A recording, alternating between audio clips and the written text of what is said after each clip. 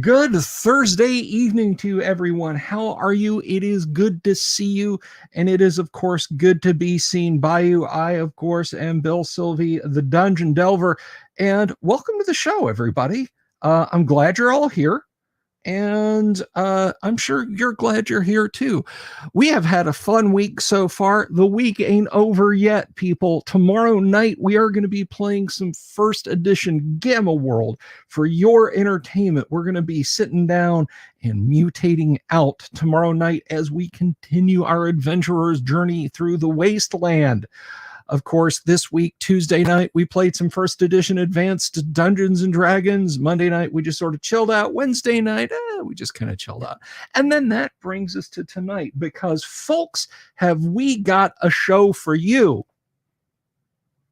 I'm asking, have we got a show for you? Oh, yeah, we've got a show for you because tonight we have a very special guest on the show who's going to be joining us here in just a few minutes. But before we get to that, of course, I'd like to remind everyone that this live stream is brought to you by our friends at Hellebarde Games. Hellebarde makes the kind of adventures they'd like to play, whether it's for Castles and Crusades, 5th edition, or the OSR. Old school is in play at the table with Hellebarde Games, and you can find them on DriveThruRPG or on their website, hellebardegames.com. So please be sure to check them out. We sure do like them. So now we are on day 3 or 4 of registrations for the Great Underground Online Gaming Convention, the GWOC. That is the hosted by me, totally for free, on TV, that is if your computer is hooked to a TV, gaming convention. Now, Doomsword Deathmaster has once again stepped up, and he is putting together a document for those who want to be game masters at the GWOC. I will share the link to that later, not right now, but I will share the link for that. And I will share the link for the GWOC doc, if you will, on how to set yourself up as a game master on warhorn.net. I heartily recommend you read it. I really like Warhorn. The UI can be a little bit perplexing at first, but once you've got everything all plugged in, you know, you've got your game scheduled, and everything is really copacetic, and he's going to have that set up. But for right now, if you just search out Great Underground Online Gaming Convention 3, that's Roman numeral 3, so that's III, on warhorn.net, you'll find us. You can sign up. It should no longer be that I manually have to add you as a game master, or that I manually have to verify you. You should just be automatically verified now. Those are a couple of switches that I got flipped over there, so you're good to go. So I hope you will come to the GWOC, that is, log in and sit around your house and play role-playing games with us fellow nerds. And speaking of fellow nerds, the fellow I have joining us tonight is he is an actor. He is now a filmmaker. He has created a documentary called The Dreams in Gary's Basement. I've watched it twice now, and I got to tell you something.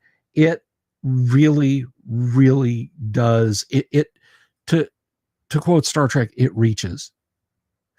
And of course, why not? Because tonight's guest is a huge fan of Dungeons and Dragons.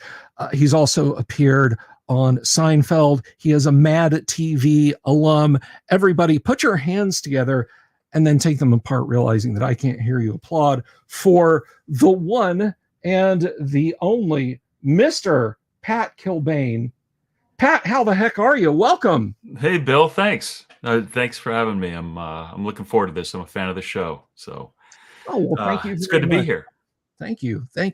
So, you and I actually met. You were right. Well, you weren't right here. That wouldn't have made any sense. You were sitting off to my right when we were playing. We were actually at Heidi Gygax's house. That's right.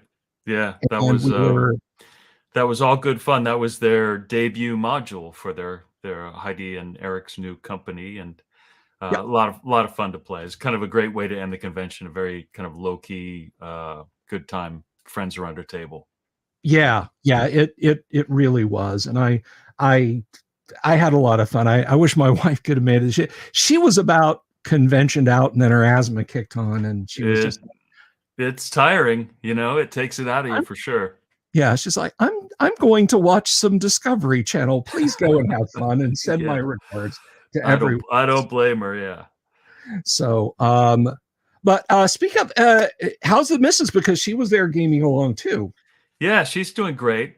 She's a rower and has a little bit of a sports injury, pinch nerve. So she's since you asked, you know, she's nursing that. But yeah, that was her first time playing Dungeons and Dragons, and so it's kind of great bragging rights to have one of the Gygaxes introduce you to the game. Right? I Yeah, mean, kind of cool, kind of cool. you're just jumping out there into the big leagues, Right. right off the bat. So, Yeah. anyway, so that's pretty great. Has she have you been keeping her playing since then? I have not. No, I think. Yeah, I don't know. She's so supportive of my playing, but it's just not her thing, you know. So it's good, and actually, that's kind of works for us for the movie because when I show her the film, when I show her something that I've cut and say, "Do you think this thing or this thing is this a better shot, or do you understand?" She's approaching it as a complete outsider and can tell me you know, whether or not something makes sense, especially that really crunchy part about uh, sort of we really did a time compression on Dave Arneson's group and Mhm. Brownstein and, you know, how that evolved. And, you know, it's hard to communicate all that information clearly in a short period of time. But, you know, for things like that, she was extremely helpful because she could tell me if it worked, you know. Right on. And I guess that gauging something in a vacuum and not saying, well, Pat, as a guy who's only a fan of this version of D&D or Right. that sort of thing, having a not a context free, what was the word I would be looking for, sort of a judgment free approach to that for Right. some of that instant feedback. And Yeah. Well, I I think it was, you know, the objective was to make a story that was compelling enough that it would appeal to any audience, and I think any story worth its salt will appeal to an outside audience. You know, like if you know you and I never played. Well, maybe you did play baseball. You know, I never played like Major League Baseball, but I could watch a documentary about it and have a great appreciation without understanding all the intricacies of the game. You know, because if a story like Moneyball or whatever is well told, you know, yeah. you are a fan of the human aspect of the story, and that's kind of what we were going for. That anyone could sit down and see this man's extraordinary hero's journey that he lived, and be able to appreciate it, be inspired by it. So Oh, of yeah, course. that was yeah, and that's not always easy, you know, when you're talking about something so specific as this. Yeah, and you and I were kind of touching on that. I think people have there have been a fair few approaches on film to what really went down, how it all began. Because when you think about it, Pat, and did you find this as you approached your documentary? I mean, Paul Stormberg said it best. We were living in damn revolutionary times when it comes to hobbies, because until Gary Gygax steps up and goes out to Minneapolis and meets Dave Arneson, there are, I believe, 5 types of game in existence. 5 types of game, and is it broadly. Right. And here's the guy, and we are, as historical perspective goes, that close to the invention of a completely new form of entertaining oneself while sitting around a table. Right. So as you looked at this, I mean, there must have been a fine line to tread between sort of a salacious, I'm going to tell all, I'm going to dig the dirt. And then, of course, the other way, a complete hagiography where it's, the sainted Gygax, and, he he the most holy one. So walking, was it difficult to walk that line? Yeah, well, there's actually a third road there too, which would be the super indulgent inside baseball version that really dug into the nitty gritty of the game, and that was hard to walk away from too. You know, for Mhm. instance, I wanted to do a whole 2 minutes on dice. I wanted, the dice are so important to the game, and they're so kind of upfront in terms of I don't know. They're a symbol of the game, I guess is the best way to put it. And people have a lot of feelings about dice and collect dice, but it wasn't part of Gary's story, So, Mhm. and I think that was kind of the governing rule. I think the reason that the movie works as well as it does, and I'm glad you enjoyed it. I was telling you off camera a little while ago that you're having met and worked with Gary. It means a lot to me that somebody who's had a working relationship with him can see this film and feel like it rings true. Um, but yeah, the reason it works is it was structurally really rigorously put together. Any Hollywood film that you see has a 3-act structure. There are certain things that start to happen. Well, certain things happen at certain times in the film. Usually at the end of Act One, around the 24-minute mark, there's some change in the character's life where he goes from his quotidian everyday life into kind of an upside down world. Typically in the middle of Act Two, which is right in the middle of the movie, there's some kind of a turning of the worm where you think all of the dreams have come true, but things are taking on a darker tone, and maybe the bad guys are kind of closing in. And I won't go too far into all that, but in adhering to good screenplay structure, there are things that were just extraneous to the story. So Mhm. even if I wanted to, really go into the hedonism of his Hollywood years, and we did touch on it, but Yeah. if I wanted to spend a bunch of time on it, it would have just slowed the movie down. It just would not be good story discipline to take a little sidetrack there and indulge in something that was kind of ancillary to the momentum of the story. Mhm. So really, I let the story make the decision for me, and yeah, and then that's how we ended up where we did. And I think, yeah, I think that's one of the things that comes across so well. And this is true of any creative endeavor. And I'm sure you must absolutely well know that pacing is everything. Yep. You Yes, sir. know, Absolutely. never say loquacious when you can say wordy, never use 10 sentences when you can use two. Well, Uh, Gary might say loquacious, I think would, I, but I would have said loquacious, and that would, he would have used 10 sentences. I mean, I think you and I, and we'll touch on, you getting started in gaming here in a minute, the sure. boilerplate questions, but I think we all grew up speaking two languages, us early Gen Xers, we had English and High Gygaxian, Right. right? Right. So as I said, Gary told us that orcs were fecund, and I ran for the Websters because I didn't know what fecund meant, you know. Is that a Is good that thing a or a dirty bad word? thing? Will I get in trouble if I say that at the dinner table? Right. Yeah, exactly. Yeah. Yeah, that So, was one of the amazing, I mean, there's a lot of argument about whether that is pompous. I think I saw an argument on Facebook just today about High Gygaxian and whether or not it was, whether or not it's arrogant and self-indulgent, or is it cool and fun? And I think clearly Gary had a sense of fun about it. He was not just a pompous guy trying to use big words to sound smarter. He he understood fun. He understood how to have fun and to create fun and to communicate fun. And that's one of the ways that he did it, using these words. And I think that, as a kid, I wasn't a big reader really. I read Lord of the Rings and some other things, but I wasn't one of those people that just devoured novels and stuff. But those books I devoured. I did the three core rule books of AD&D, and the fun of the way he uses language is contagious. And it like you're saying, it makes you look up those words. It makes you learn new words. It kind of makes you excited about the English language, in a completely unexpected way. because obviously you're not going into it to learn anything. You're going into it to have an awesome adventure. But now you know what a portcullis is and whatever. Exactly. I didn't Exactly. know that. I didn't know what that was. Some Well, of those pole arms, I still don't know how to what they look like or how to pronounce them. But it is a shame of the ages. I've got an interview that I did with Gary. It's over on YouTube on my channel.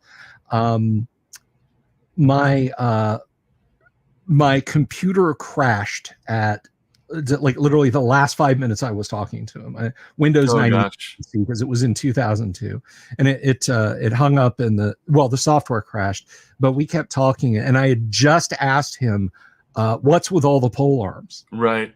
And I got the story behind all the pole arms, not the given names, but he basically just said he wanted different troops. But yeah, those pole arms are, a Volksglaive.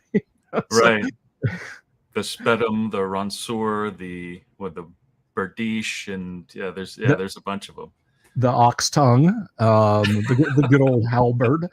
Right. But yes, it was a lot of fun.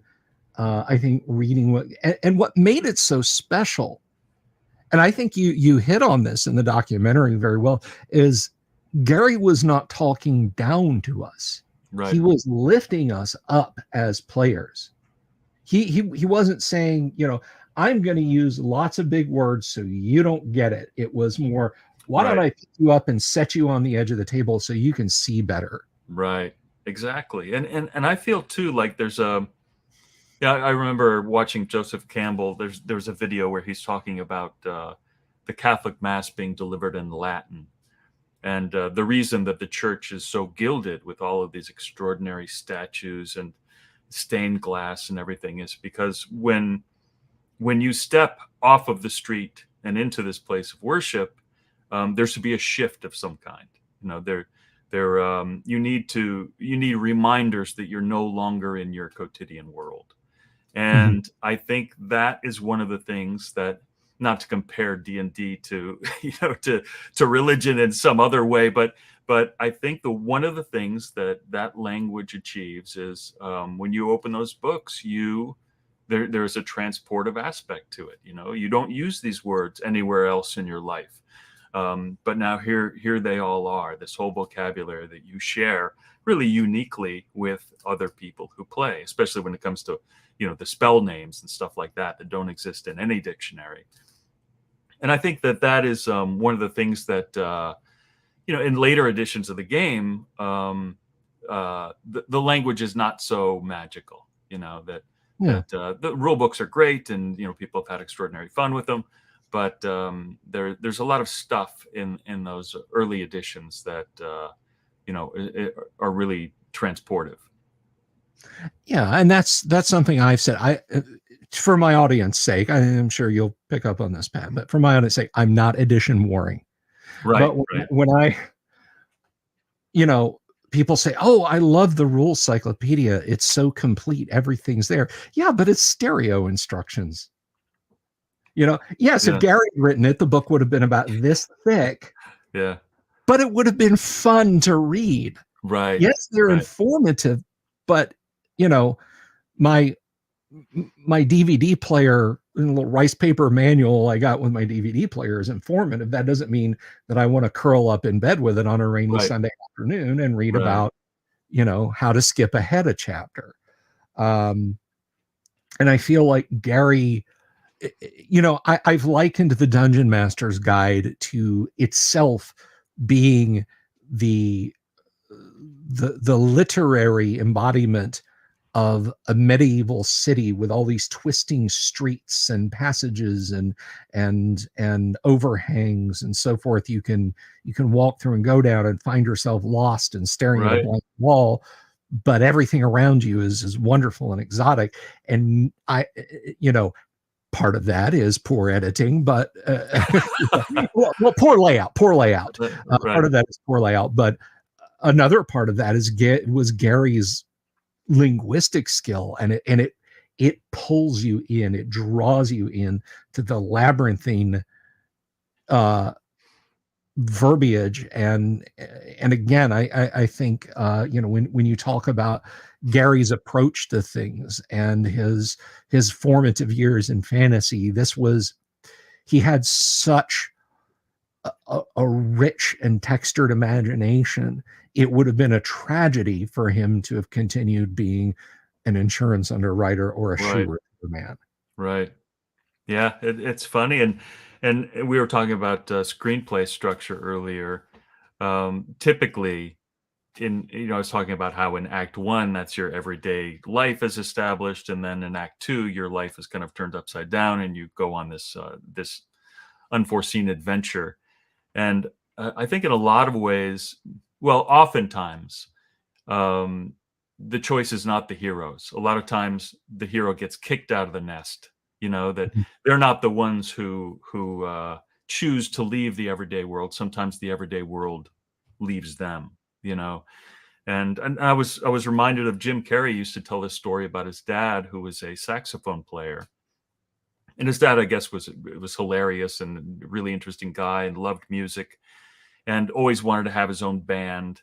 But he ended up doing what was practical, and he sold his saxophone and he got a job as an accountant, and then he lost his job, and so and the family was had really hard times, and what Jim Carrey talks about is if it's going to be this hard, you may as well be doing what you love. It's like even the safe thing is not safe. That's kind of the Yeah. lesson that Jim Carrey took out of that.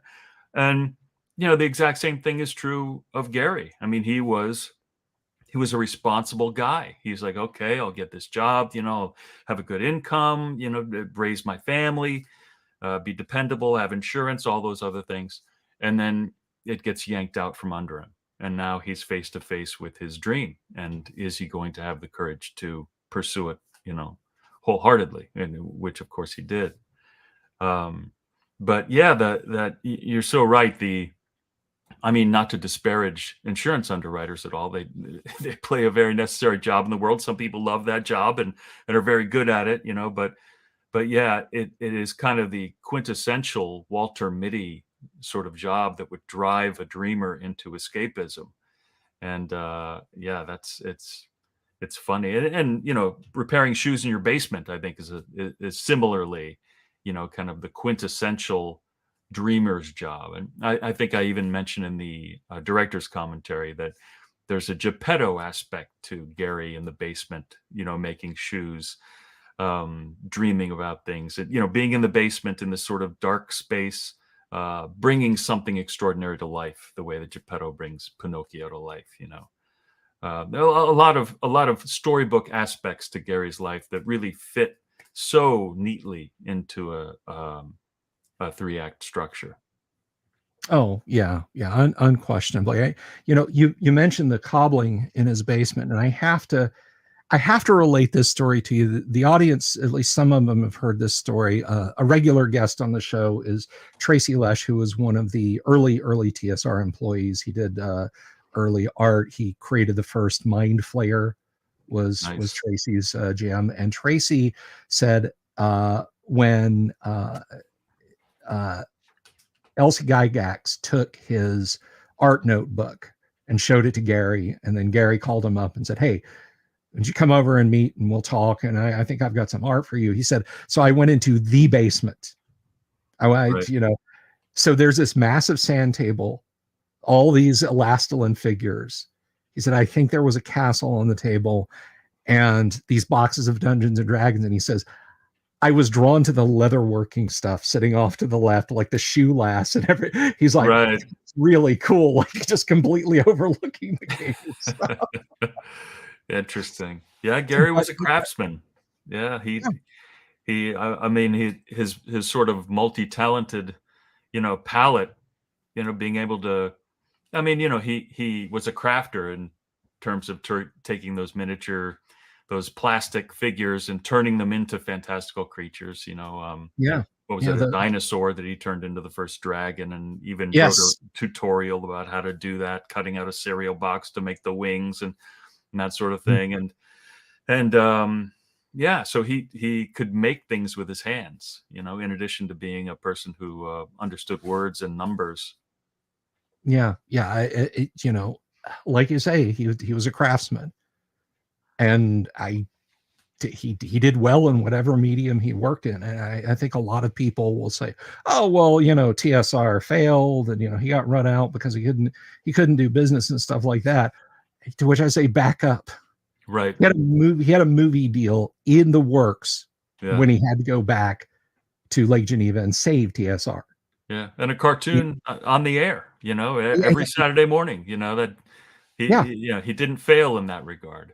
No, Yeah. absolutely not. And again, you capture that very, very well in the film. And of course, you do.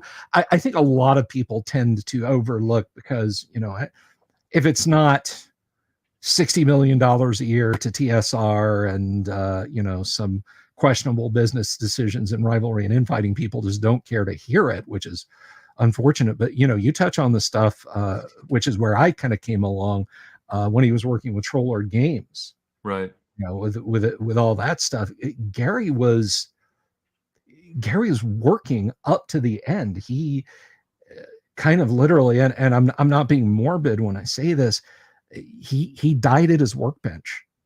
Wow. He worked every minute of his life to continue creating. And I think, regardless of what anyone might think about the ignominious forcing out or voluntary ejection from TSR that he faced, or whatever, he did what he wanted to, right Yeah. until the end. And what he wanted to do was create. The last email conversation I had with him was, let's get you working on Maledict and Key of Sand for Legendary Adventures. I'll have Wow. some stuff for you shortly. Yeah, And that's then, amazing. like, the following week, I was I had my youngest daughter in my arms. She was a baby at the time. A friend called me and said, "Hey, Gary's gone." Oh gosh. Huh. You know, Yeah. and I mean, so that was how it was. And I appreciate that. And I think everyone in the audience, you would do well to watch this. RPGhistory.net. It's linked in the it's linked in the description. Avail yourself of the Dreams in Gary's Basement, a better way to spend an hour and a half learning about the real history of Dungeons and Dragons. I could not recommend to you.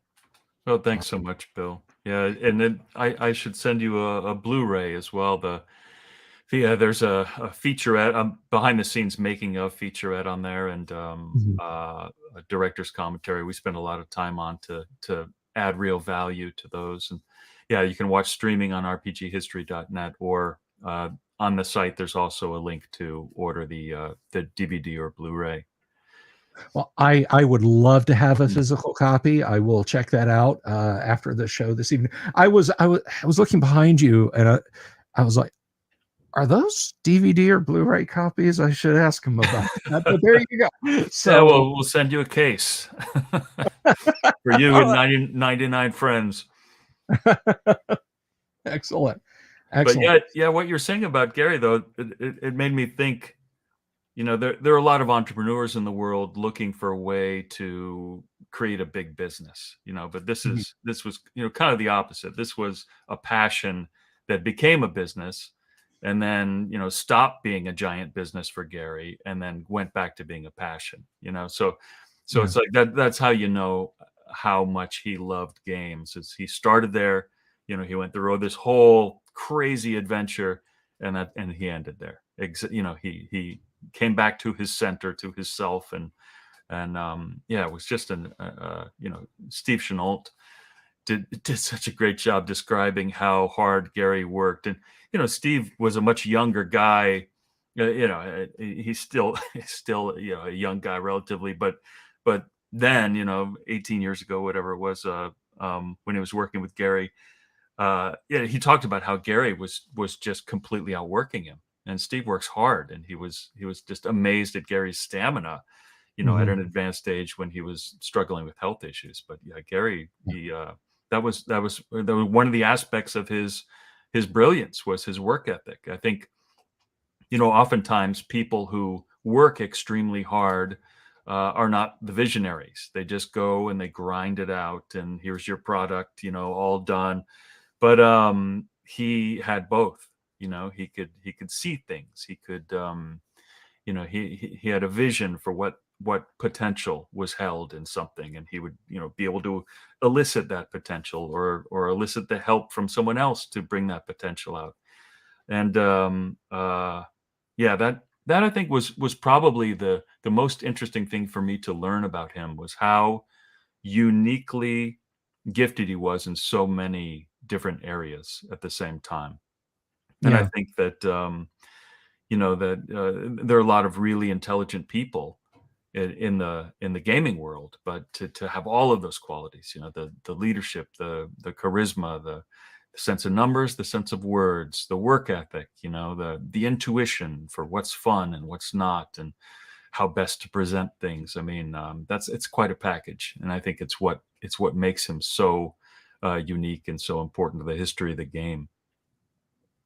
Yeah, and that's that is a lightning in the bottle that I think, with all respect, again, which I'm not going to addition more here, but with all respect, I don't think Wizards of the Coast can recapture. I don't care how many times they try and repackage it.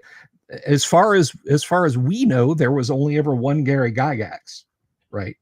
And that uniqueness of vision, that drive, you say. I mean, I remember emailing Gary at back when I used to keep normal day and night hours. It was very late at night for me. It was like 12:30. I emailed Gary a question about the section of the city that I was working on for him. And as I was closing things down, I saw my email refresh and I saw a response. It's like 25, 1 o'clock in the morning, and Gary, Right. you know, yes, do this, and I don't even remember what it was about, but I was like, all right, well, he burns the midnight oil too, and I didn't even know Right. that half of it. Yeah. And we should point out, and I love talking about Gary, and this is a movie about Gary primarily, so the tendency, it gravitates towards Gary in the subject of conversation, but we shouldn't forget about all of the people who contributed to D&D, and the Oh yeah. massive community of brilliant people who were innovative and energetic and sharing ideas in the fanzines. And there was Mhm. an entire community out of the Chicago kind of Lake Geneva area, and then Dave Arneson and Dave Wesley's group in the Twin Mhm. Cities, developing things independently. And I think that's one of the magical things that happened too, is when you got two groups working independently of one another, and then they share information. It's so much more powerful than any sort of one group working by themselves. And I think it's worth pointing out, as much as we've talked about Gary, that the movie pays all due respect to the creativity and brilliance of Dave Arneson, to Dave Wesley, Absolutely. and to the whole group in the Twin Cities. I mean, it was a magical time for them as well. All of this was so new and exciting, and yeah, there are, I think, four people from the Twin Cities group that we interviewed, and they all really seem to enjoy the movie. They feel like it respects Dave, and it also gives them tremendous nostalgia for that time that they spent with Mhm. that group of people. Yeah, and that's, I emphasize that on the fourth, when we were talking about it, as it was remembering the day of Gary's passing. I said, you know, absolutely positively, uh, you better understand, Dave Arneson is the, you know, the father of role playing games in general. Is Gary the father of Dungeons and Dragons? Yeah, I believe so. But w- without Dave, who was it in the video? I'm going blank here. I apologize. Said, Oh, that's all right. we might be playing Dave Arneson's Blackmore. Yeah, that was Dave Wesley. Yeah. Yeah, Dave Wesley. We might be playing Dave Arneson's Blackmore, if they hadn't met. But there would be nothing called Dungeons and Dragons. And Right. I feel like I feel very much like that was a truism. And you are absolutely correct. You are absolutely correct. Unfortunately, I did not get to know Dave Arneson that well. He lived here in the Central Florida area, and I made that youthful mistake of thinking, oh, well, I can just reach out to this person anytime, and I met him a few times. I got his autographs. I'll say, oh, that's awesome. He did not. Gary autographed my OD&D books when I met him face to face. Nice. Before. And to his credit, Dave Arneson did not scribble it out when he autographed them in 2007. So wherever you are, Dave, thank you very much. But people who think that maybe Gary had it in for Dave and wanted to keep Dave down, I do like to remind them, Gary hired Dave to do the DA series of modules in '84. And he produced 3 modules and was on track to do, they were really well received. He was on track to do 2 more. And when Gary left, Lorraine Williams said, beat it. You have no contract with us anymore. That was with Gary. You're gone. So, Yeah, Len Lakofka mentioned, and I don't believe this is I don't believe this made the final cut, but he was talking about how when Gary was ousted, now Len had contributed, as he wrote the Leomund's Tiny Hut column in Dragon Mag, among other things. He was quite the creator, and one of the things that he was promised as a function of the work that he had done for Dragon Magazine was that he would get 1 issue of Dragon Magazine until there was no more Dragon Magazine. So basically a lifetime subscription, and he said as soon as Lorraine Williams took over, that just ended. So not even a free magazine. I mean, I don't know what we're talking in terms of the cost of keeping that agreement. What is it? Would it be like $3 a month or something like that in terms of, or what does it even cost to make and mail the magazine? $1.50? Yeah, I mean, it's the cover price was $3. Yeah, back then it probably would have set TSR back like 35 cents. When you talk about 1980s production cost versus profit, it probably would have cost TSR 35 cents to keep up there into the bargain. Yeah. And that I think is one of the that's one of the tragedies. And I talk at length with Jim Lauder about these things because he's quite the advocate for artists and has a lot of great advice to give to people who are wondering how should a contract be structured and all this. He's not an attorney, but he's extremely experienced in addition to being a creative guy and an amazing game master. But we talk about how little it usually takes to keep an artist happy. Usually credit, thank you, send them a free copy of whatever it is that they made. It usually doesn't take a truckload of money. It just takes recognition, some gratitude, and you can keep people, it's surprising what you can do with a sincere thank you. It really is. And it's amazing to me how often, especially in Hollywood, I mean, Hollywood is the worst when it comes to that. The Irish goodbyes that they give you when you're not invited back to a show or something, I mean, they're just notorious for giving people no dignity whatsoever. And, and I think that it's a shame because it really doesn't cost anything. It doesn't, and I feel like, I don't, are you a fan of Harlan Ellison's work at all? Oh, I saw Dreams with Sharp Teeth. And did you see that documentary about him? It's wonderful. It's really well done. I absolutely did. And it's where I got something that has, since I work in a creative space and I'm, unless I'm creating something for myself and paying myself, I'm a freelancer. Yeah. But I am very intent on getting paid. Right. Because of that documentary. Pay the artist. Right. He was quite insistent. He talked about Warner called him up. Someone from Warner called him up to ask him to come down and do commentary on the DVD sets for bonus features.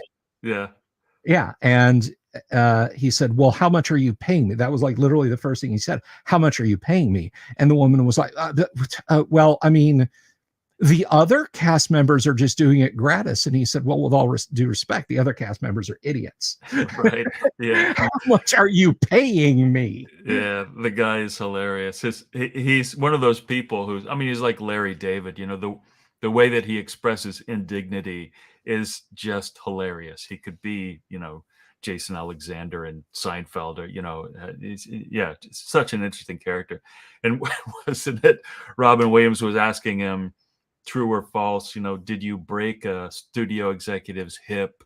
And what was it like? He went to attack the guy during some kind of a meeting in a conference room, and the model of the Starship Enterprise broke loose from the ceiling and ended up. I mean, he was a brilliant artist, but wow, he would literally go to the mat if you made him unhappy somehow. Literally go to the mat. Yeah. Harlan Ellison would throw down physically. Yeah, right there in the conference room. Yeah. But the lesson, visualism aside, was, again, get paid for what you do. Right. And I think, Lorraine Williams, particularly when it came to creatives at TSR, put no value in that.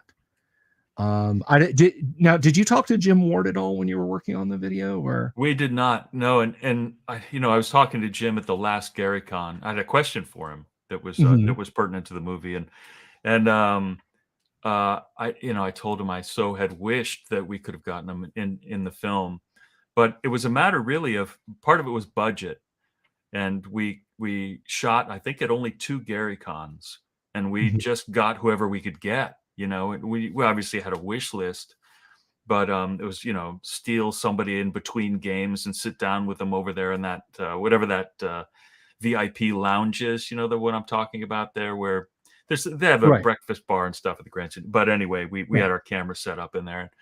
And, well, I mean, you clearly didn't get me, so whatever. Right, well, yeah, we couldn't. Your people wouldn't let us anywhere near you. No, but we had hoped to get Jim Ward in, and honestly, too, I was kind of intimidated by Jim Ward, and he's a super nice guy. There's just maybe it was his reputation as a game master that made me a little bit dodgy about just but in any case, we didn't get him, and if anybody belonged in the film, he certainly did. Now he's in it just for a flash. He's in the there's the scene where Gary's being eulogized, and after he passes away, and Jim is in there. So he is in the film rightfully, but a greater presence would have been good. Yeah, and people ask that, why this guy, why not this person, and it really was. I mean, we just didn't have a gigantic budget, and we just kind of had to make do with with who we could get when. And as it is, we did really well with Luke Gygax's help. He, made a lot of introductions. John Peterson too, set up some really interesting things for us. But we couldn't get everybody, Oh yeah, and it's. I think you and I are both aware, if you set out to make the ultimate TSR documentary, you'd have a 62-hour film, right, and 300 people appearing in it. Right. Yeah. Yeah. It's like, okay, do I really want to cut Alan Hammock off? No, I want to hear everything he has to say. Do I want to cut Jim Ward off? No, I want to hear everything he has to say. And Errol Otis and Absolutely. And then you, by the time you're done, you've talked to half the population of Lake Geneva, Wisconsin. Yeah, exactly. And it's interesting you say that. We had hoped to interview Alan. A really nice guy. I've talked to him at length a number of times at the conventions, and maybe we may do something with him in the future. But yeah, you're so right that you can't interview 100 people, and one of the reasons for that is not just the running time of the movie, but the audience gets disoriented. They say that you should have right about 14 interviewees or something like that, because the audience will read, okay, who is this guy? You've got your little chyron on the screen saying this is Mike Carr. He was, TSR until whatever, in the years that he worked there. And then when that person shows up again, you're like, oh, it's this guy. Oh, okay, yeah, I know who this guy is. I read the thing before. But when you're seeing different people all the time, you're, as an audience member, you're just constantly trying to reorient yourself and figure out, okay, who's this guy? And yeah, so it by necessity, you need to kind of keep a tight cast, and that's what we did. Yeah, yeah. Steven is sounds like an amazing documentary series. Hint, hint. Absolutely. But yeah, I mean, you wind up otherwise, like I said, you wind up with as many characters as in Band of Brothers and more endings at the end of than Right. the end of the Lord of the Rings. It's like right. And so many rabbit holes to go down. I mean, yeah, yeah. I mean, it is quite challenging. I mean, from an editorial perspective, where to draw the boundaries. Yeah. Yeah.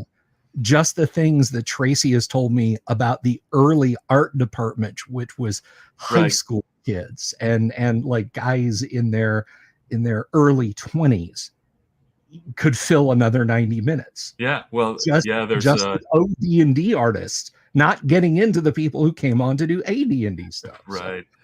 So, yeah. Well, Brian Stillman covers a lot of that territory with Eye of the Beholder. Yes. That documentary. Yes. So and to Brian's credit, yeah, that was another very specific treatment of the subject matter. It's like, okay, we're focusing on the art right here, just like with our film. It's like, okay, this is Gary and the world as seen by Gary and experienced by Gary.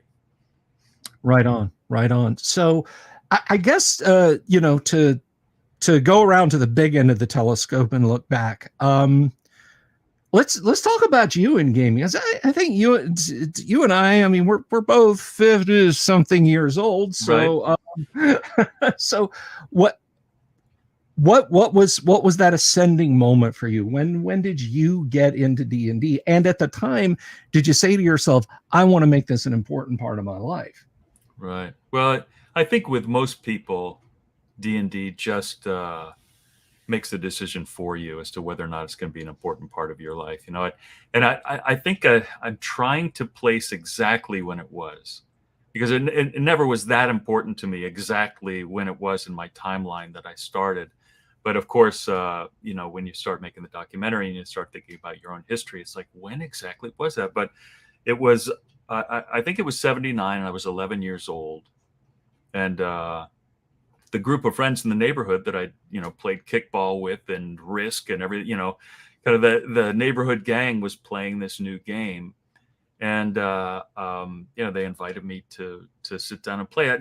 It's confusing at first. There was no board. Everyone was just laying on the floor in this guy's room, like what is happening exactly? And they gave me a magic user, and I had a magic missile. And I was, as the game master was reading, and we're playing the B1, which is written with extraordinary kind of literary tones. It's written like a wonderful log of an exploration of a forgotten place. Mike Carr did a wonderful job with that. But I was captivated. I mean, listening to the descriptions and, being able to make the decision as to what you wanted to do. And I was in 100% immediately. And, so much so, I think it was the following summer, I was injured. It was the last day of school, and we had a big athletic kind of day where everyone's doing tug of war and, freeze tag or whatever else we were doing. And I got my shoulder kind of ripped in half playing tug of war. It was it had broken and dislocated, and I had to have the gnarly surgery. And I brought my AD&D books with me to the hospital. And there was a friend of mine who called me in the hospital. He was so addicted to D&D, he wanted me to run a game while I was in the hospital, getting shoulder surgery. So I'm on the phone at the hospital, running him through a dungeon. And so I don't know, just to give you an idea, the degree to which I was bought in. I started on the Holmes box set. That was the set that they were playing on when I went to my friend's house. That's the first set that I got. And then I bought a Monster Manual. I think was the first book that I bought myself. and quickly got the whole collection and was just playing nonstop. But very serious, and to this day, I'm really big into rules writing. I build algorithms. I read research about how Paleolithic people used javelins to kill woolly mammoths, and all this, and I'm trying to find out, okay, well, what kind of penetration do you need to take down a giant? Because with a giant, it's all about penetration. You're not going to be able to take them out with your warhammer. So I have ridiculous spreadsheets that I build, analyzing the various cutting powers of various swords and stuff. So to this day, I'm ridiculously deep into it. And I don't. Did you ever see RPG Science, the YouTube series? I think I did 10 episodes or something like that. I explore some of the science of sword I have swinging. not, but I'm gonna now. Yeah, Definitely I gonna. mean, it was years ago. I want to reprise it because I love doing it so much, but this film kind of took over my life. But yeah, I talk about, how strong could a halfling really be? How strong are giants? What do hit points really mean? And I go into scientific studies about all of these different things. And yeah, just, I don't know. I love grounding the game that way. And the group that I play with is all homebrew, crazy rules built around these algorithms that I discovered reading, sword science. So yeah, That, that's kind of my story. that's fantastic, man. That's fantastic. So, a few weeks ago, we had Laura Daniel was on the show, and uh, she's an actor also. She's done some theater, some film, and I asked her towards the end. I said, "So, who can you tell us? It would surprise us to find out plays D&D." And she thought about that question. Who in Hollywood, who in entertainment? She thought about it for a second, and she said, "The real surprise is who doesn't." Hmm. Because it seems like everybody does. So, in Oh, I that see. part of your line of work, do you find that to be the case among actors and actresses? Is there a great contingent of D&D players?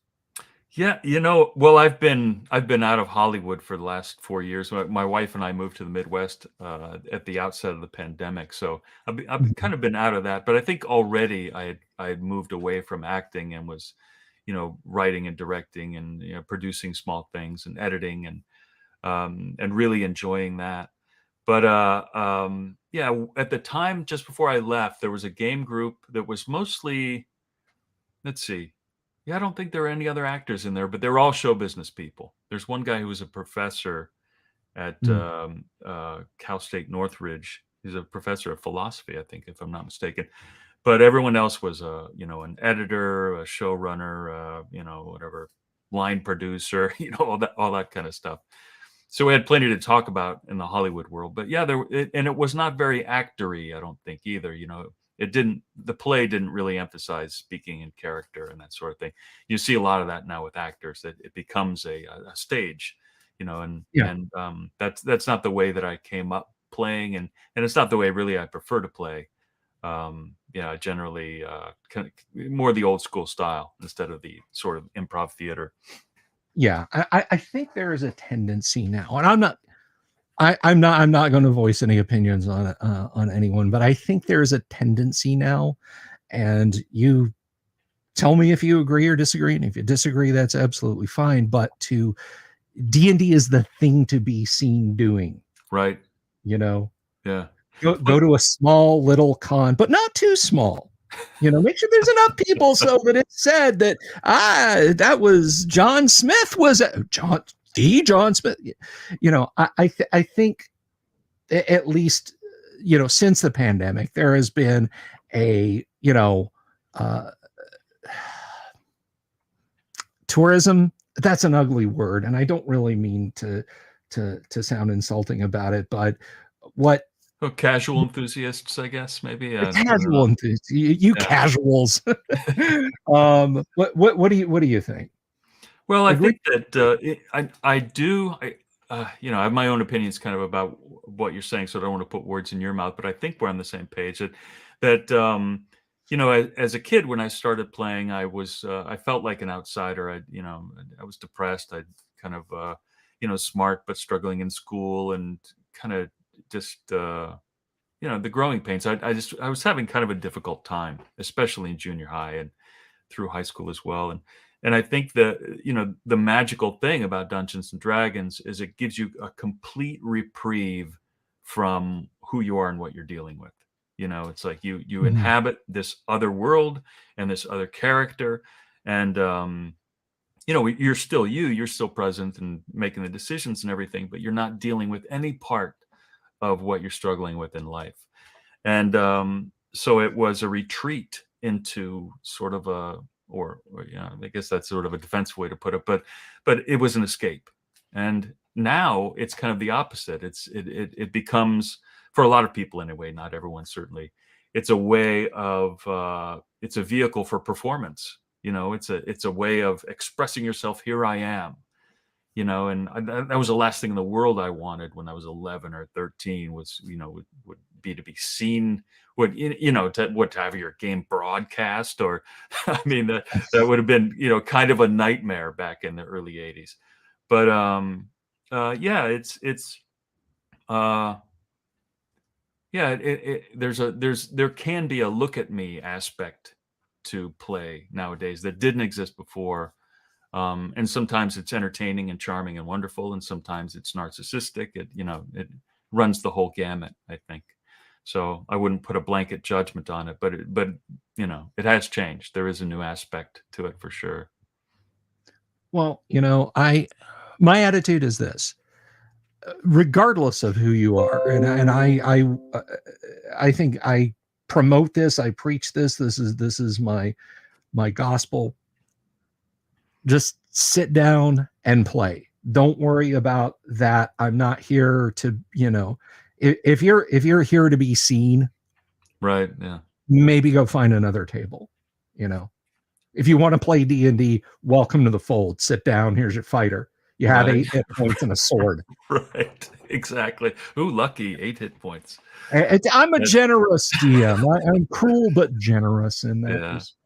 Yeah, and Uh, it's funny bring this up because having played for so long, um, and then when I had continued to play with my friends. I play with the same group now that I played with when I started. Really, it's my mhm, brother and a kid who lived a couple doors down from me growing up, and one of my friends from high school. So this game group is 40 years deep at least. And nice. yeah, it's super fun, having that kind of continuity to it. But I had gone to conventions here and there, but mostly it was an at-home thing for me. But when I came to GaryCon to shoot for the movie, um, that's a good Well, notes from the funny stuff from the peanut gallery here. yeah, I didn't want to be the guy. I didn't want to be the guy who was bringing Hollywood to D&D, and I didn't want to be the guy who was bringing D&D to Hollywood. And I really hoped to just show up as a gamer, as an enthusiast, um, and communicate with people on that level. Now, fortunately for me, I was never a big star, so it's not really it was not an issue for people. It's not like I had a lot of adjusting to do, but really um, there is an aspect to the, I don't know, the crossover of D&D so heavily into Hollywood that I have an aversion to that I can't fully explain. no, I think you're right, and I could get pretty salty about it too, just as an outside, observing from the outside. But I think you and I could probably stand shoulder to shoulder on that. But I don't want to go negative. Sure, I sure. don't want to go too negative. Man, I agree 100%. Yeah. buy me a beer the next time we're at a con, and I'll go negative then. Right. But Off the record. definitely off the record. Had a couple of questions for you here, and guys, if you have any questions, please ask them, and I will be sure to get them to them. So this is from Damien. He says, "Didn't you do an episode comparing lifting strength in D&D to real world powerlifting?" Yes. Yeah, I did. I'm trying to I think there was an episode I did just about strength bonuses, if I remember correctly. Mhm. And yeah, so I sort of drew the scale of the potentiality of human strength based on powerlifting records. And then I calculated the moment of inertia of a swinging sword based on formulas on moment of inertia from swinging baseball bats. So there's been a lot of studies about that. Then I Mhm. figured out how much faster a sword would go in the hands of somebody who's really strong and how much additional force impact would result. So that's a long, boring answer to your question, which I should have just said, yes, yes, I did do It that. is not. It is absolutely not. We like long answers to questions. Let's see. This is a comment from Will Mistretta. Hello, Will. I hope you're well. Says love the movie. Watched it twice now. Can't wait to play some chainmail in the actual Center Street basement later this month at GaryCon, which I guess you're going to be at GaryCon, aren't you?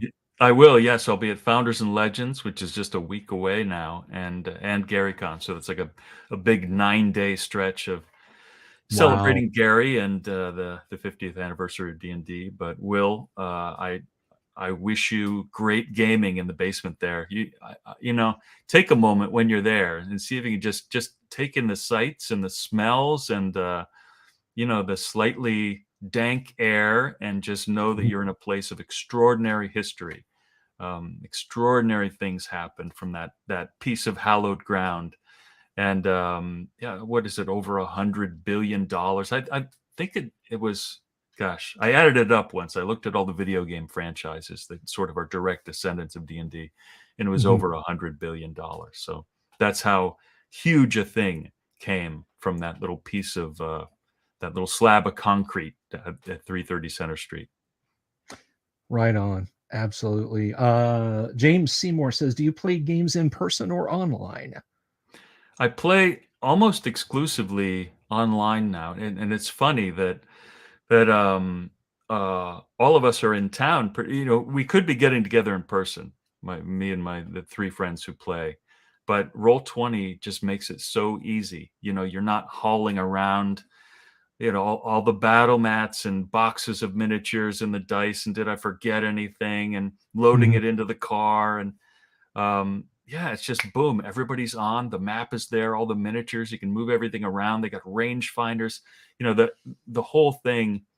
It's kind of addicting, really. You know, I'm embarrassed to say, but yeah, we've been playing exclusively on Roll20 for since the pandemic started, and now that it's kind of done, we're still on Roll20. Yeah, that is one thing I will not follow my fellow grognards with. I'm sorry. Virtual tabletop, man, it's fantastic. It really I is. a Yeah. lot a lot of the salt and pepper class, are like, "Oh man, no, it's not D&D if you're not playing in person." And I'm like, "Well, okay, did Tim Kask not actually play D&D because he got his job at TSR by playing on a virtual tabletop?" He called Gary on the phone to ask him a rules question, which Right. turned into a 4-hour conversation, the back half of which was them playing D&D. Right. Yeah. So, Yeah, exactly. And you know, I do think, I mean, it is fun to paint miniatures, and certainly there's sort of banter. There's different kinds of conversation that happens when you're all in the room together. mhm. That is great fun. So maybe, James, I'm glad you brought that up. I really should make an effort to schedule something where I do indeed physically get together with my buddies. But yeah, you know, Roll20 is so good that it crossed my mind, should I just bring my computer? You know, should I just project the screen onto the Now, wall? We could use that for all of the map and the miniatures and all that stuff, but we'll still have the in-person part of that. I don't know. I don't know what the ideal is there. But and I also hate the idea of giving up painting miniatures, because half the fun of painting a miniature is like, I can't wait to spring this on the yeah, party, you know. there's something about reaching over for a nicely crafted piece of painted metal or even resin and setting it out in the middle of the table and hearing that Yeah, gasp of fear that's right. as you Yeah. as you set that down. Now, I when I get a chance to play locally, man, and even on like my virtual tabletop is Discord and a built-in dice rolling bot. But if I Okay. want miniatures, and we've done on the show here before when we live stream our AD&D games, I'll point multiple cameras at the table, Oh, and nice. Okay. a Dwarven Forge setup and everything, and it works it works pretty well. And that's for a couple of reasons. One, I have so much Dwarven Forge of Miniatures, and two, I really can't get my head around Roll20. I'm not that smart. Yeah, we had a hiatus. We hadn't played for 5 or 6 weeks or something like that, and Roll20 had changed a lot of their, I don't know, the buttons were in different places and stuff, and there was a little bit of readjusting that had to occur. But the Yeah. tools are powerful. I mean, yeah, especially just being able to clone miniatures. Or it's like you got an orc, copy paste, copy paste, copy paste. Now you got 20. Yeah. And That is, you just hide them in the off to the side in a darkened area where the players can't see, and just drag them in as needed.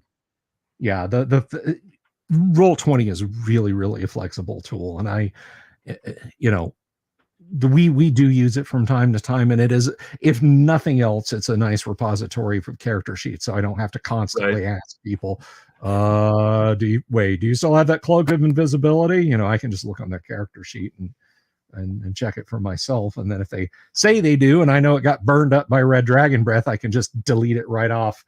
Yeah. So Yeah, and the annotations you can make, how many hit points are left? Is there a yeah. condition that somebody's suffering at? Yeah, it's pretty cool. Okay, so Chris wants to get deep in the weeds with a question here. Hmm. He says, let's really get into the weeds. What class and level were Feldman? Oh boy, gosh. Well, lawful good, at least alignment wise, we know that. Right. Feldman was eminently honest and generous. He always knocked before he came out, brought groceries. We know that. Let's see. He was smart because he had the idea for the alarm clock that could tell you the weather, and he read with his friends, so his intelligence would be high. He probably is not tough enough to be a paladin, so I'm going to have to go with a lawful good wizard. But yeah, I would agree with that. Yeah, and level wise, probably not too high. He doesn't strike me as being confident enough to be, like high level. So I'd put him at 3 to 4, level 3 to 4, somewhere in there. Well, there you go. See, that's what we do here, Pat. We ask the important question, the hard. That's right. Yeah. Questions for tabletop enthusiasts. Right out of TMZ. You only get them here on this channel in front of literally ones of viewers. So here's another important one from Damien. Have you bought one of the Home Depot dragon sculptures to use as a boss for a game? Have you seen those? Like, I have not. No. They have like this 3-foot high dry ice smoke breathing dragon model for your front yard for Halloween. And of course, when they first released them back in like 2018, all of us nerds went nuts, right, and bought them up. Like that must have been so confusing for these like 60-year-old veterans working in the store trying to sell pipe fittings and drywall, and here come fat nerds buying their stuff. And I say that as a nerd, so just yeah, it's amazing now what you can find. I mean, and I think a lot of it has to do with the advancement of plastics and the number of nerds who inhabit the world now. But if you go to Michael's, for instance, the number of things you can find in there that you can just put right on the table. I saw somebody post on Facebook not too long ago about if you go to a pet store, all the stuff that you put into an aquarium for your fish or your lizard or whatever. There's some amazing terrain in there. Yeah, dungeon terrain. Oh, yeah.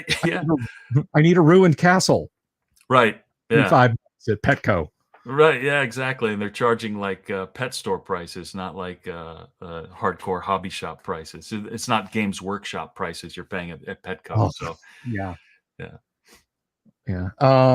So I have not bought the dragon, but I certainly that you're preaching to the choir in terms of how I look for even a Kroger. I'll go down the toy aisle, take a look and see what they got in the way of dinosaurs and whatnot.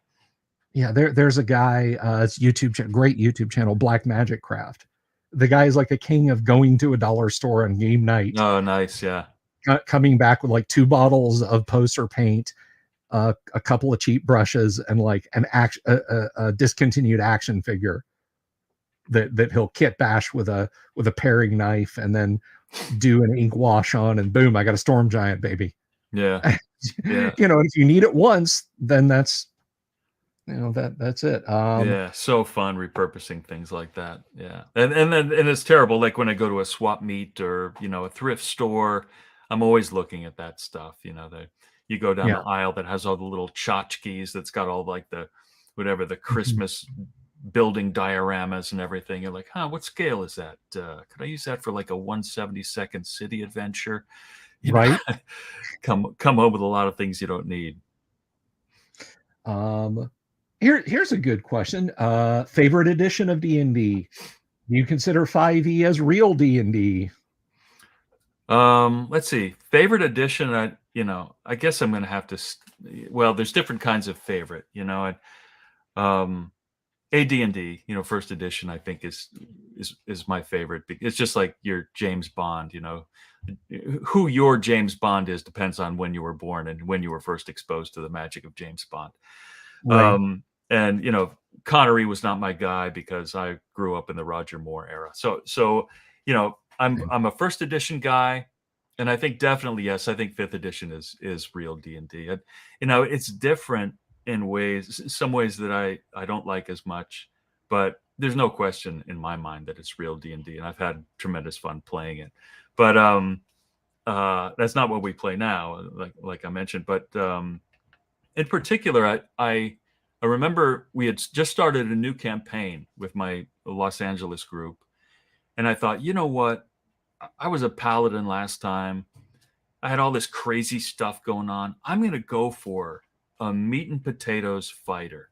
I want to go old school here. I want a fighter. I want a long sword and a shield. When I plate mail when I can afford it, and I'm just going to sort of inhabit the old school methods here. And what happened very quickly is I was impotent compared to the other people who had totally gamed the different, all of the builds. They built these extraordinary characters using all of these different mechanisms. I don't even recall exactly how, but I do remember that I had to kind of redo my character because I'm like, I'm barely able to participate here. You guys got all this crazy stuff going on at first level, and all I can do is really swing my sword and shoot my bow. And I think that is an indication of a weakness in the game. I think you should be able to start out with just about anything at first level and be pretty much equal with everybody else. You shouldn't have to do a whole song and dance where you're carefully building and constructing and choosing, and you should be allowed to do it simply and still be able to participate. Yeah. Yeah. No, I agree with you. And I don't, that's something I had discussed with Gary about, one of the first things I asked him back in the day was, did you look back and think, hey, we should have had skills in AD&D? And he said, no, it's an avatar based game. Hmm. It is very much you put yourself in the character and think on your feet. Right. And so I always took that going forward, and it's always colored my opinion. Like you, I think that character build is something that you do over the course as you play, Right. not Right. this perfectly designed mechanism that you insert experience points in one end and another feat comes out the other, you Right. know. And So I think it also becomes a rabbit hole design wise. And I've experimented with this in my own game designs that, when you have a skill, like let's say outdoor, whatever, outdoorsman or outdoor survival or whatever you'd want to call it. And then there's another skill that's herbalist. It's like, well, I already know some about plants from being this outdoors guy. Does that cross over into, being able to do herbal healing? Or, here's a skill like being an engineer, for instance, takes a tremendous amount of schooling, so maybe that should be expensive, but then some other skill like knot tying, you might be able to master, in a short period of time, should that be cheaper in terms of being able to purchase it? And it quickly becomes very complicated. And there's a question of, can you do something if you don't have the skill? Can you tie a knot? Well, anybody, especially in the medieval world, can tie a knot, right, right. but yeah, so I agree that yeah, it's cool to hear. I didn't know that Gary had that feeling. Yeah, and we kind of, you know, we kind of agreed that the idea, like, if you're going to go stick your head into a monster filled treasure hole for a living, instead, it's, I'm not going to take care of cows. I'm not going to mend shoes. I'm going to go do literally the least sane thing that one can possibly do to get paid for a living. You better know how to make a fire, mend your clothes, climb a tree, swim a river, ride a horse, quickly repair your weapon, that sort of thing. I always Yeah. assumed that those were just part and parcel of being an adventurer Right. in a fantasy setting of AD&D, rather than, well, no, I'm sorry, you can only use a spoon and a butter knife. You didn't take fork and steak knife. Right. Yeah. Yeah. Exactly. Yeah. So, Yeah. Frank Menser ran a game at I think it was might have been, it was either the first or second Gary Con I'd ever been at. mhm. And he adopted this philosophy that I'd never really experienced this before. He's like, you are good at what you do.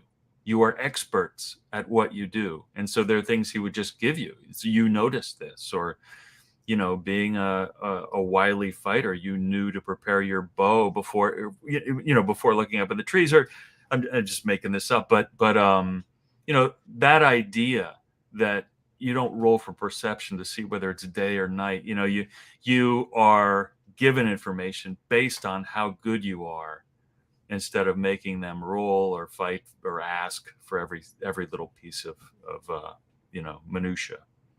No, you're absolutely right. Although I will still hang my hat on that nat 20 Arcana I rolled at, at the table with Heidi and Eric. I as much of a grog nerd as I am, I worked within the rules that they presented, and I got a damn good die roll. Right? So Yeah, I remember. Yeah, that was awesome. I'm gonna take that and run with it. But James Seymour asks, do you play other RPGs, board games, or even miniature games? You mentioned GDW. No, I'm. Let's see. I don't want to speak too glibly. Um, I mean, my entire focus is on this game that I play with my friends, and it's of my own design, using all the same sort of design tools that I describe in RPG science. Mhm. And I'm obsessed with it. I go to a coffee shop with my wife and I read scientific journals, trying to solve problems for how fast does a spear move when you throw it, how far can you throw it, how far can a giant throw a boulder, how much damage does it do it. I mean, it's the thing I love most in the world, and it's just very focused. And it's funny, when we interviewed Mike Bernard for the movie, and he was wonderful in the movie. He gives the movie such heart. And for those of you who don't know, Mike Bernard was a friend of Gary's and Dave's, and was a playtester for early Greyhawk. And I think he played in Greyhawk and Blackmore. I'm trying to remember if he's the only person to have the same character, if that was somebody else. But anyway, yeah, one of the things that Mike Bernard said was that back then, everybody played all kinds of games. There was nobody who played just one game. They'd have thought you were nuts if you're like, I only play D&D. But nowadays, much more often, you see people who really are only interested in like the one thing. And I got to confess, my focus is very narrow. Now I can enjoy playing other games, and when I go to cons, I play all kinds of things. Mhm. But as far as my entertaining myself in my own time, it's this one thing that I just love. Fascinating. So I will ask a question. Sure. When is that game coming out, and when can you send me a review copy? Yeah, what's funny is that in a lot of ways, I feel like I don't know how much you read like Joseph Campbell or Jung, that you both of these guys talk about how you have a calling inside you, and Mhm. Gary's calling was games. Mhm. And I feel like all of my life I've wanted to write this game, and that is kind of what I'm doing. But in some ways, I feel like doing this movie was a way to uh, do something adjacent to this thing that I always dreamed about, instead of doing this thing that I'd always dreamed about. And so I've really come to terms with the fact that when this movie is done, when we have the collector's edition mailed out to all the Kickstarter backers, and we've wrapped up the promotion and all that, I'm focusing entirely on writing this game. Uh, Good, and good. Because yeah, if I may, you have a gray beard, you live in the Midwest, yeah, you're in your 50s, you must publish a war game. It's the yeah, law. that's right. Don't make Check. these things up, Pat. You Yeah, have to do it now. right. Yeah, I have become that thing, I guess. Yeah, checked all the boxes. So Exactly. You've ticked all the boxes. Let me see here. I don't want to miss anyone's questions. Okay, here's Alan Canning. Oh, and by the way, to answer your question, a whole lot of Campbell, but the last Jung I read was when I was in college for a psychology class. So it's it's good it's stuff. been a Wait, minute or two, yeah. but yeah, Joseph Campbell, definitely. Actually, Let I me- gave a Gary Con when Gary Con was all virtual during the pandemic. I gave a talk about how the D&D character classes are all Jungian archetypes. So that's just how. yeah, yeah, no, I get it. I remember the virtual Gary Con. I ran 6 games there. That was Nice, nuts. nice. Never again. Never again, Yeah. dude. I have my own virtual con coming up in April, and I'm not running 6 games. That's a lot. Uh, Yeah. anyway, Alan Canning asks, "Do you think a film could capture through dramatization the creative energy at the height of at TSR at the height of D&D's popularity?" So you're talking about uh like a biopic, like a based on a true story, or hmm. So uh, so we're talking about a scripted as opposed to a documentary film, I'm guessing. I'm going I'm to take a swing at it Yeah. myself while Pat Yeah. thinks about that, and Alan, as you hopefully type to expand on it. I think it can because I know a lot of the audience has seen it, and I hope you have, Pat. Is The Whole Wide World starring Vincent D'Onofrio about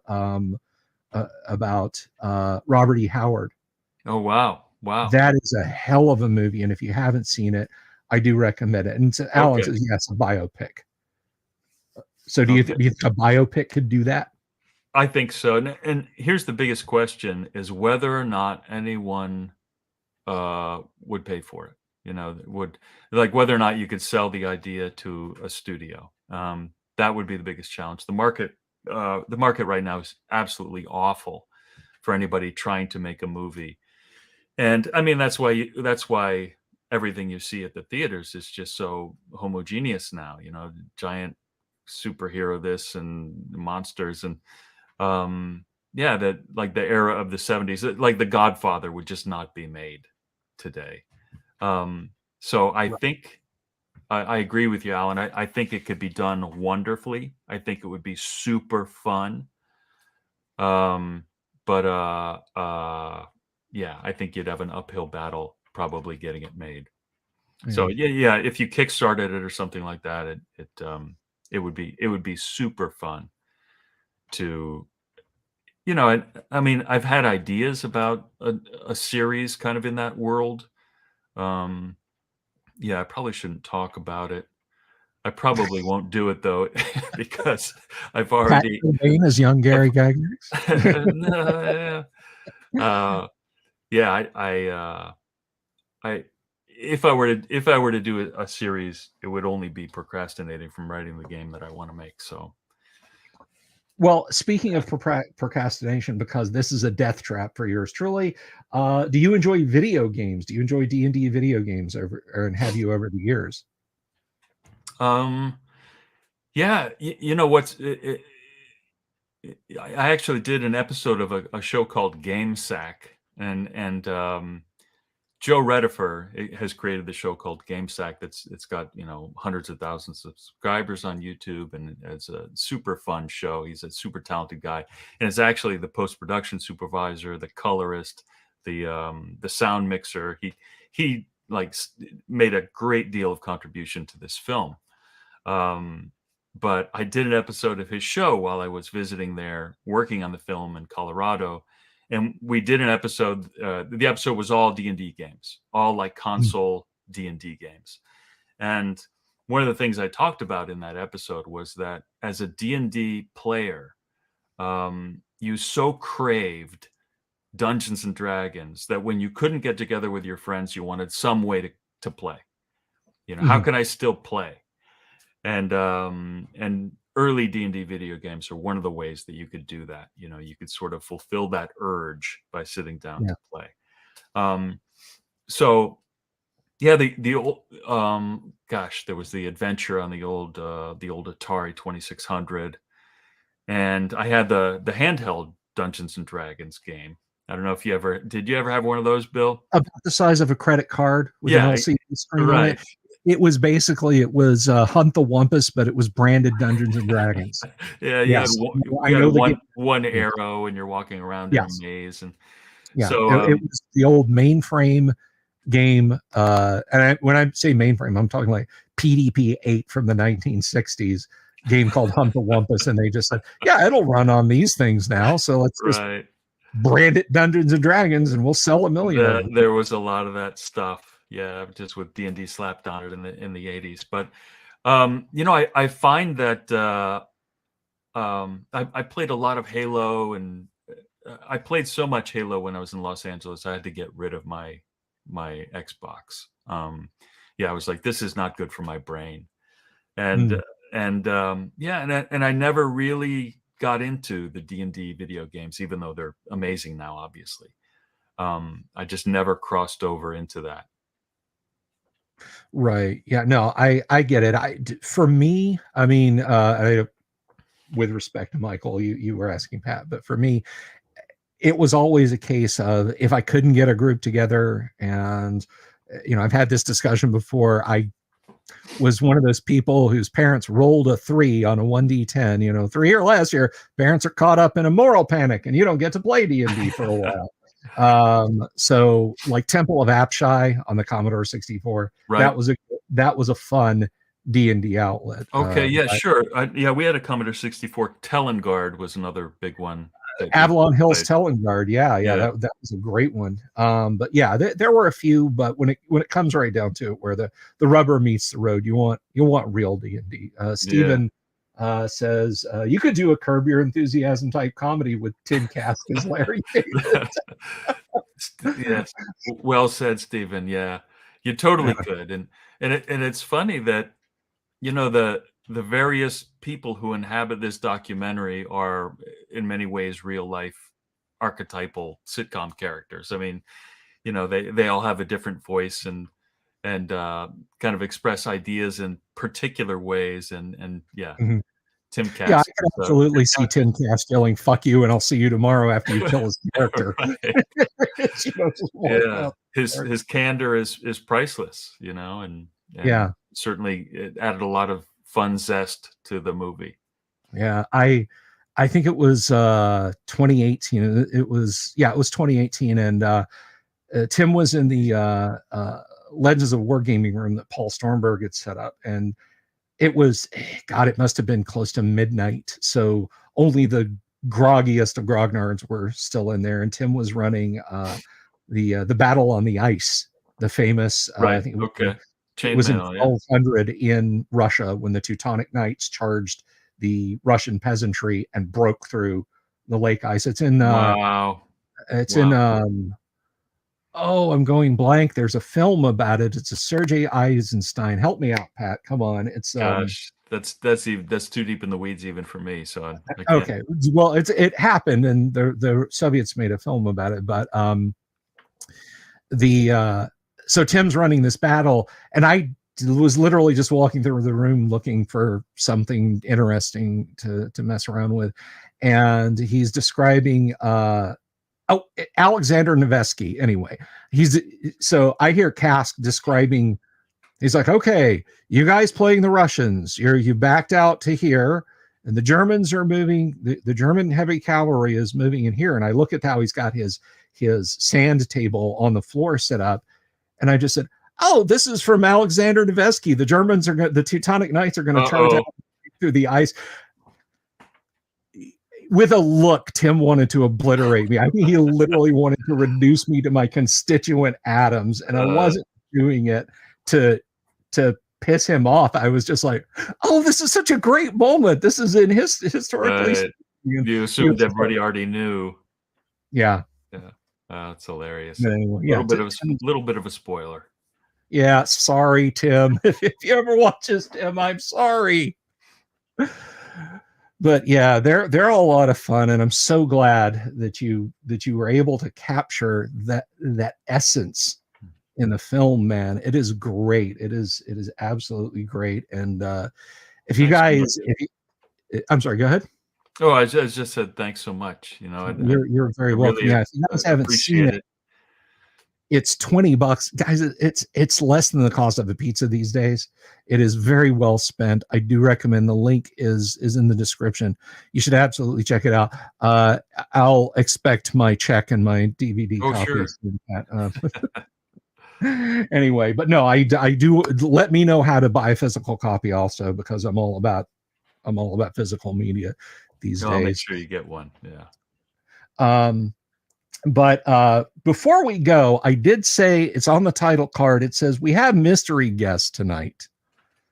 And I had talked to Pat about this, about the mystery guest coming, and it's somebody. We're gonna just run a quick D&D session here. So I guess what I'm saying, folks, is I'm trying to tell you, you're walking down a dungeon corridor, Howard. You know there's monsters there in the darkness. You're not listening to me. I'm trying to warn you. They're going down the hall. You can hear the heavy breathing in the darkness. What are you going to do about it, Howard? Okay, the NWO is going to come after you. So this is Alex Jones talking to me as my dungeon master. And, yes. And I'm Howard Stern, the what would it be, a druid? I don't know what. Okay. Okay. I'm gonna have Robin grab a 10-foot pole. And just create a little bit of space in between us and whatever's coming. Could you say that again? What's coming at us? I didn't catch all that. I think you spit on me a little bit when you said that. They're blue helmeted warriors. They have the ancient evil runes of U and N on their helmets, and they're coming at you, Howard. They have you have a potion in your magic bag. You have colloidal silver you can use against them. I'm gonna have Jackie the Joke Man. I'm going to have him write something really insulting that I can then say to them that will make them leave. I'm not sure. I'm not sure if this is working. I'm going to make them so disgusted with me that they evacuate the dungeon. I'm sorry, I didn't have time to practice in between. No, that's entirely okay. I completely put you on the spot. We'll wrap it up. We'll wrap it up with a die roll here. We're gonna okay. All right, this is your one and only chance. This is a saving throw. Can you save versus the New World Order, Howard? Can you save versus the ones they're demons, Howard, and they're coming after you? So there's only one chance here. We're gonna roll the dice, Howard, and we're gonna see if you can save. So what do you say to drive them off, to discuss them, Howard? All right. I'm going to say something that I would have said back in the 90s before everything was so locked down in terms of appropriate language. And I'm just going to write it down and slip it to you in a piece of paper here, because it's not something that can be said on the air. All right, let me say. Oh, good Lord, this will get me completely canceled. All right, but we're going to roll it, Howard. We're going to see, is it successful? You got an eye. That succeeds. The blue helmets, they flee from you. And your colloidal silver, they're no match for you. They're no match for Jackie. And they're no match for Robin. You win. You have vanquished the dungeon. Thank you, Howard. I always win. That's what I do. I win. Thank you, Pat, for engaging in that ridiculousness with me. Absolutely. Fawn said, "Uh-oh, demonetized again." We left that one on the cutting room floor. Anyway, but I do appreciate it, man. You're going to come back on the show, right? I mean, I know you're going to be busy. Yeah. I'd love to. Yeah, you're going to be busy for a few minutes, but we are kindred spirits. We are of the same game, of the same era. Absolutely, and I hope, fingers crossed. It's not going to happen this year, but I hope next year we can elbow bend the cold and frosty and hang out and roll some dice again. Yes, absolutely. So big thanks to Pat. Thank you so much for being here. Pat Thank you, Kilbane, Bill. everybody. Click the link. Watch the movie. Have your heart broken in the most wonderful of ways. Thank you for the super to wrap up, Michael Dale. That's pure gold. I'll send you your $5 of it later, Pat. So, but anyway, thank you all so very much. Thank you, Pat. I think I'm gonna go ahead and zoom out. Pat, you can hang out by the craft table. I'll talk to you in a few Okay, minutes. yeah, here you've got great catering over there, so I'll enjoy We some do, cheese we do. cubes. Yes, cheese cubes, gator tail, fresh grapes. Florida fare. Awesome. So we'll catch Pat next time. Tomorrow night, guys, we'll be playing some Gamma World, some first edition Gamma World for you guys. That's going to be a lot of fun. Thank you all for your most excellent questions. And I'm going to be back in a little less than 24. Everybody have a wonderful evening. I love you all. Peace. Goodbye. Have you seen my owl bear?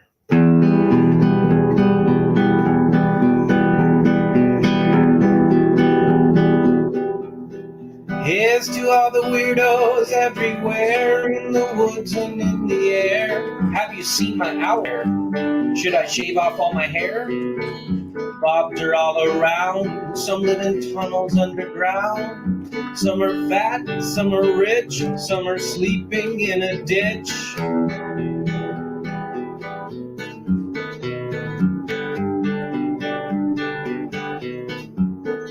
Can you ride a crooked horse without a saddle way off course? Naked as a toad, all the way to Smoky Joe's. Have you seen the little creep driving fast in his little green Jeep? He smells like fish and brandy, but his rotten teeth look dandy. Take me to the show, I don't care if fast or slow. From action flicks to dancing dicks, just take me to the show.